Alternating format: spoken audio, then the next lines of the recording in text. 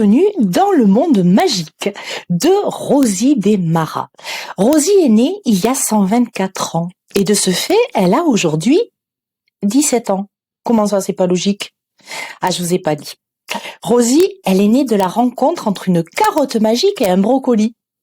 Mais non, Rosie des Maras, c'est une magnifique jeune sorcière dont la maman était une elfe, ce qui explique qu'elle ne vieillit pas comme nous humains. Quant à moi, votre conteuse, j'ai 3 fois l'âge de Rosie.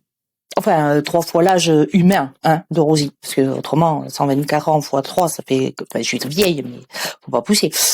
Donc je l'ai rencontrée dans une de mes balades dans un bois de par chez moi, au milieu des marais.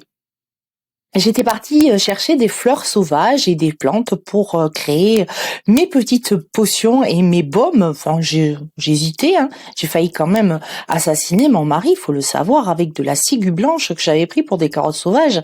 Donc j'étais vraiment au tout début. Et j'ai entendu tout à coup un rire cristallin. Ça s'échappait de derrière un gros chêne. Alors je me suis doucement approchée et j'ai vu cette jeune fille entourée d'escargots et d'oiseaux et des limaces aussi, et avec dans ses bras un furet grassouillé. Ces éclats de rire m'ont réchauffé le cœur et arraché un sourire sur mon visage d'humaine un peu triste. Je lui ai demandé si je pouvais me joindre à elle et d'un geste gracieux, elle a écarté les animaux présents pour me faire une place sur la mousse à ses côtés.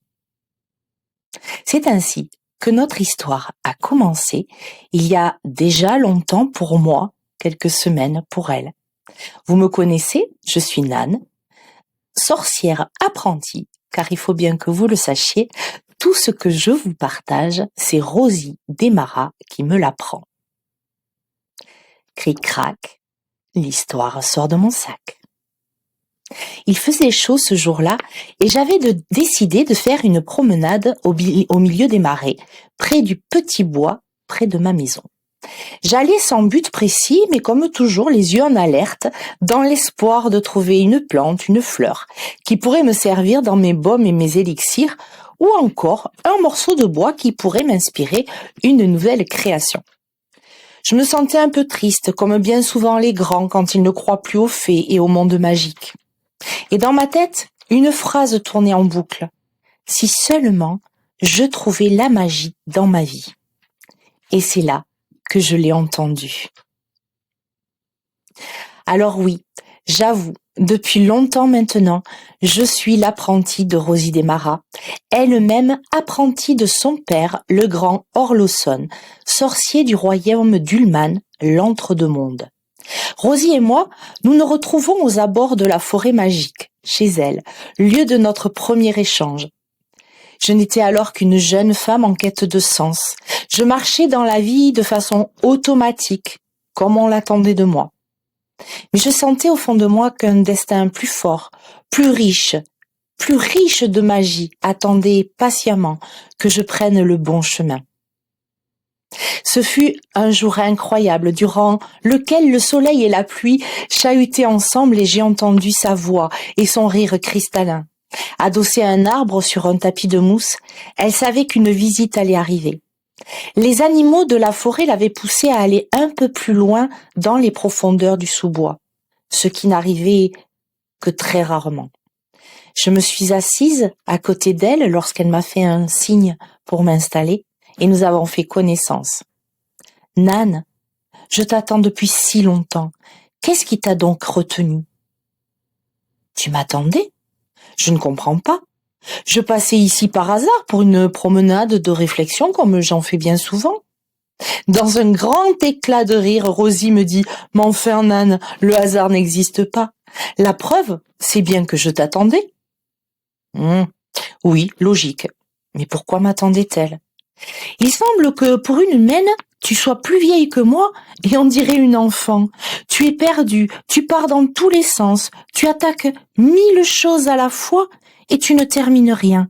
Ta tête est pleine, mais ton cœur est froid et vide. Tu veux tout faire et tu n'agis pas.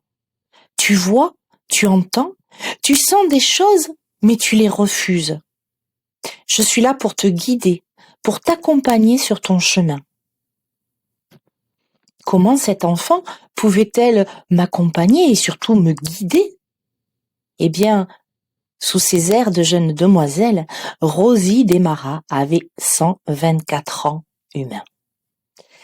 Alors, Nan, as-tu retenu notre première leçon? D'un air ahuri, j'exprimai un dubitatif. Nan, le hasard n'existe pas. Nos âmes devaient se retrouver. Comme je savais que tu venais aujourd'hui, ça veut dire que le temps n'existe pas. C'est un concept humain. Comprends-tu? Je hochai la tête, pas vraiment convaincue, mais quelque chose de vraiment étrange se passait en moi. Je ressentais une forme de joie que je ne connaissais pas, une émotion forte et douce à la fois. Je savais désormais que je ne pourrais plus me passer des rencontres avec Rosie. Cric-crac, l'histoire rentre dans mon sac.